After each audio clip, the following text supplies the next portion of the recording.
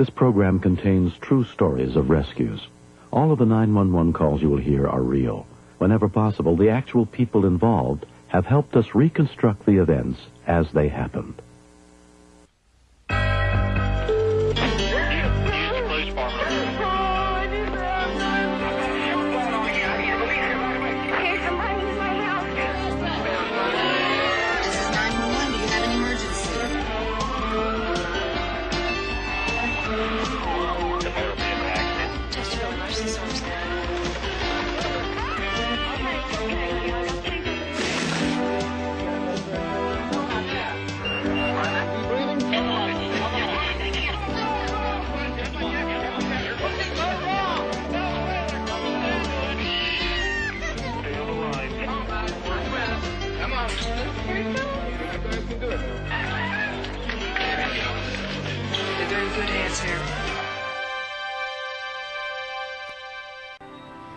In the early evening of June 10th, 1991, in Walla Walla, Washington, Dana Treganowan was getting ready to give her two young daughters their nightly bath.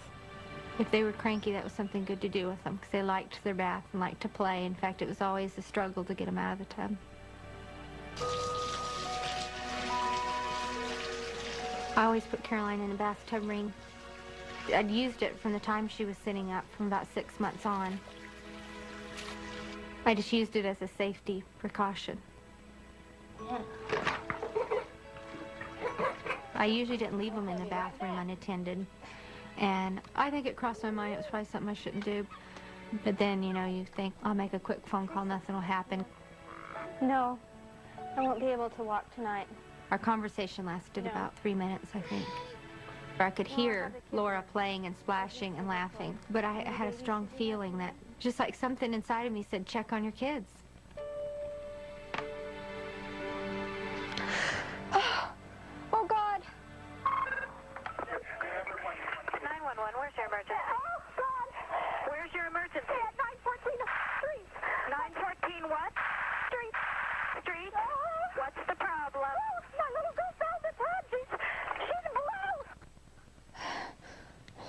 When I checked for her pulse on her neck, I couldn't find a heart rate. I thought I had let her drown. Your little girl found the tub and she's blue? Yes.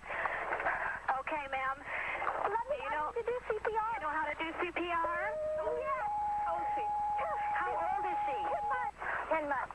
Operator in training Ruth Dixon transferred the call to dispatcher Stephanie Wyatt. I was scared to death. I wasn't prepared mentally at all. I needed to take control of myself because I felt myself starting to react as a mother and not as a dispatcher. Get her by the phone right now. I've got her by the phone. Okay, I need you to breathe into her. 2 breaths.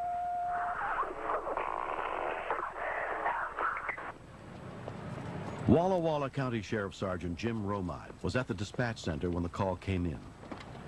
When she said, your baby's blue, immediately thought of a dead baby. And there's one thing on my mind, and that was to get there.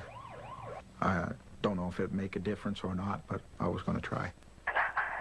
Okay, lay her flat on the floor. Okay, she's starting to vomit. Is she starting to vomit? No, blue. Turn her on her side, get the stuff out of her mouth. Okay, I've got her on her side. Okay, get all the stuff out of her mouth.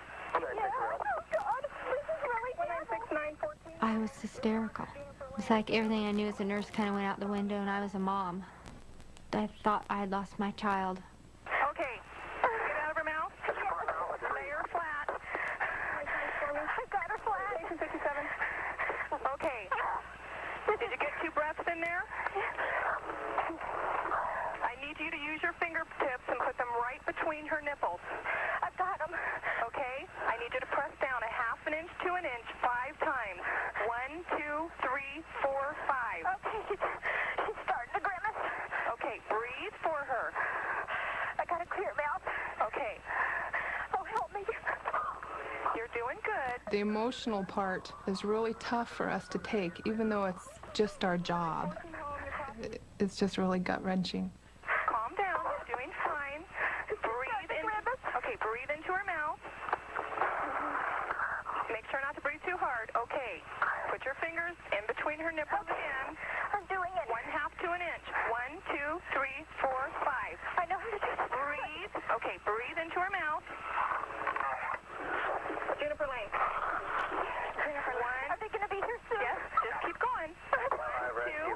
probably the easiest is Brian. Okay, breathe. Out of her mouth. Okay, put her on her side. I've got Scoop it it. all out. Were you talking about your far repeat, babe? Okay, I'm starting again. Okay, keep going. 5 is arriving, 914. 196 arriving. Rescue 4, 196 arriving, 1858. 10 park. Keep it up. Just keep going until they take over. County Fire District volunteer EMT Holly Jones and her husband were on the scene within 3 minutes. This was my first call as an EMT, and this was extremely scary for me because, Right here. you know, maybe I'm not ready for this. Okay, do they have her? Yep. Okay, good job. Okay, bye-bye. I hoped and prayed that that baby would live, but I had no way of knowing. Give me some oxygen. A city fire department unit also arrived, led by senior paramedic Chuck Hallman. Here. My first reaction was, this kid is going to die. Okay. She was barely breathing, Let's get this cleaned out here. so absolutely no time to waste. I can't ventilate, right? Give me some oxygen. I felt terribly guilty. You know, she has put her life into my hands. She was just a little innocent person. And I felt like I'd really failed her. She's starting to throw up. Got a gag here. We suctioned the airway thoroughly, real aggressively, and that was the turning point. The more we suctioned, the more, or whatever it was occluding her airway, and we were able to suction out. And that's when Carolyn started to cry. Okay. I heard the baby start crying. It sounded like gold. That was the greatest sound I could ever describe at that time. Got the phone and dialed dispatch's number, and I says, Listen to this. Oh, thank you. Hear that? Yes. You did a good job. Thanks. Take care. I wasn't expecting that at all. We don't normally get that happening. I could have hugged him for doing that. And then I bawled my eyes out. 11-month-old Caroline was not fully conscious when she arrived at St. Mary Medical Center. Richard Jacobs was one of the doctors involved in her care. Typically, if the brain is deprived of oxygen for somewhere between 4 and 6 minutes, there's going to be significant damage to that child. Dana and her husband Doug kept a vigil at their daughter's bedside. It was real hard because I just looked at her and she's just, 11 months old and super helpless. It was a painful waiting game. I've been wanting her to, sit up and say, hey, let's go play. We gotta go. It's like, like running in mud. You weren't getting anywhere. And that was real hard. Doug sat next to her bed and talked to her for hours. He never quit talking to her the whole time.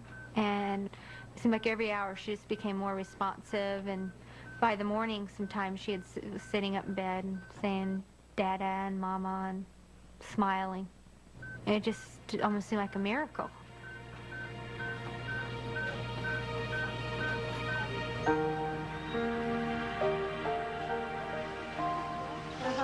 Caroline was released after 2 days and was fully recovered. Every year, more than 2,000 young children die from drowning incidents. Parents need to be aware that drowning can occur in as little as 1 inch of water. And the bathtub is the most likely place that a child will die or suffer near drowning. So there's no question that Carolyn Dragon Allen was very lucky.